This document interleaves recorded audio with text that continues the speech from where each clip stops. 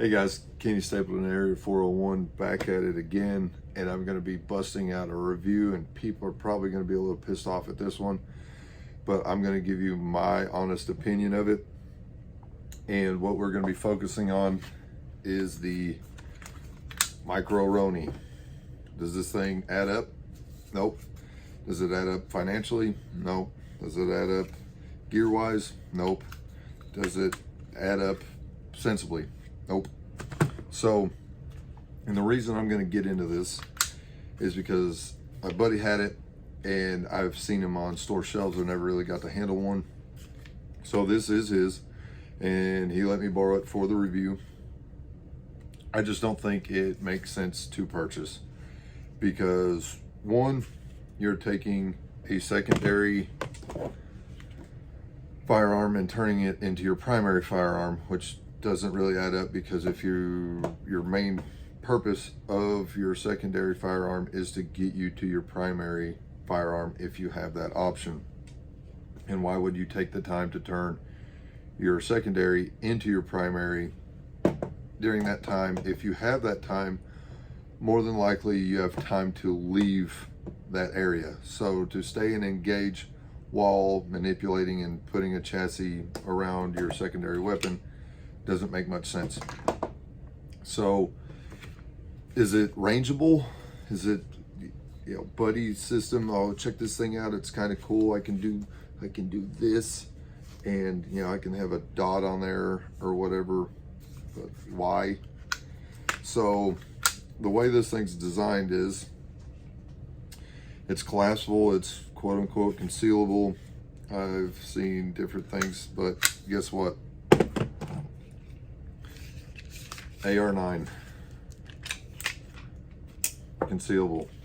Granted, this costs a hell of a lot more than that, but most people that are going to be running these things, they make it in a Glock platform, a SIG platform, and a Smith & Wesson platform. So primarily those guys are that kind of group of mindset. If you've paid enough attention to get a SIG or a Glock, you probably have an AR of some sort, or another rifle or carbine that you can turn into your primary weapon in your vehicle. And that's what I've done. I carry a Glock 45 9mm, empty for everybody's sake. So point A, on your secondary weapon, it is 2021. A lot of people are no longer carrying factory Glocks. And as far as factory Glocks go, I mean completely factory. No light, no optic system, different slides. So that is made to go into a factory Glock, or a Glock, factory Glock's made to go into it, sorry. So with that, I can't, even if I take off my red dot and my flashlight, I can't run it in here because the mounting system goes to the factory Glock. And then also, I can't run it with my light. I'm not going to take off my light and everything else to be able to put it in this. And that's what a lot of these videos on YouTube aren't discussing. There's a lot of videos of them shooting it. They don't show the practicality of it or the sensibility of it. So with this, I do have an aftermarket slide. I do have a red dot and a light.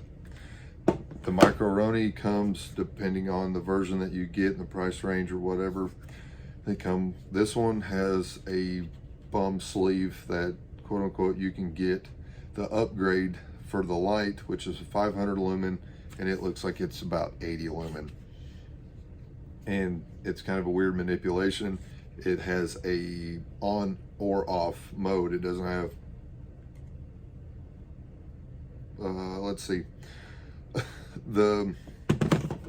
Sorry guys, I'm going the momentary on and off, where you can change it. It's either on or off.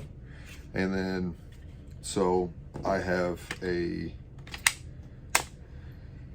spare mag carrier. This kind of creates a weird grip for my mag. So on the first one, it was a retention system where it just was friction held in there and you could rip it out, and they were in there pretty hard, and I've seen videos of guys you know, coming up with the gun. But this doesn't create a great ergonomic grip for reloading. I like being here. This is where I like to be from my mag carriers. So this one creates a where I've got to press it in with my thumb, and then I've got to roll it around. Not a huge deal, but slightly unergonomic. They have mounted Picatinny rails to the side of this thing, which I'm not really for sure why, because once I have this grip, this little finger groove here, and even with a mag in it, so I'm here, my thumb is now forward of this pick rail, and this side I can't really reach it with this hand, and why would I want to? Because this is my trigger finger. So same thing, I guess it's versatile for not being versatile for left or right-handed. Then you have a shroud that I think you can take this out and run a suppressor in it, but that's going to be really awkward as well, getting a gun in there, putting a suppressor on it, and then going from there. Just doesn't really make a hell of a lot of sense. So they also make a short, medium, and long side folder for whatever reason. I don't know if it's just so they can get a little extra money out of the longer ones or the shorter ones. I'm not for sure. But if it folds, it's not longer than the chassis, so why wouldn't you just make it all one length? Doesn't really make much sense, because I'm here. That's not horribly uncomfortable, but what is uncomfortable is the design of the chassis. So I have a pretty large hand, and I'm sure anybody that have shot these things more than 20 rounds can feel all of these mechanisms and chamfers in their hand and their grip. So that to me is a no-brainer on just saying, hey, this thing could be a little bit better, maybe doing rolled chamfers versus the 45-degree chamfers.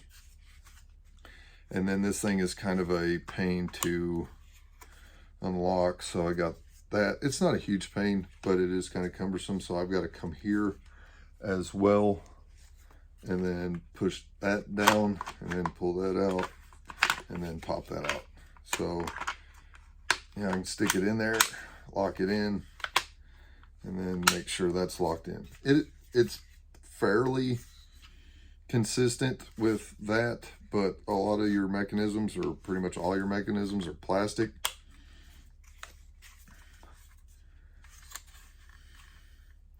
So another issue that I kind of have with this is if there is a malfunction with the gun itself, how do I manipulate it while this is in the chassis? I know there's a pretty large port here for the ejection, and they've made dual-sided ears to be able to charge it or rack it, is what it is. The newer ones have came with a little bit taller inside the ID, that way you could run suppressor height sights. But why? Like I said, if I have the chance to get to a primary weapon, I'm going to go with something like this, because it's ready to go. I can have a mag in it, and I don't have to fumble with sticking my secondary firearm in my primary. And just one more time to beat that dead horse, how many people are running factory Glocks? So I wanted to give you guys an honest opinion of it, and that is my opinion. You can take it or leave it. And if you think this has been a pretty decent video, you can like, subscribe, leave a thumbs up, leave a thumbs down if you want. I don't care. Leave a comment why you think one way or the other. I would appreciate it. But you guys have a good night, and that's my take on it.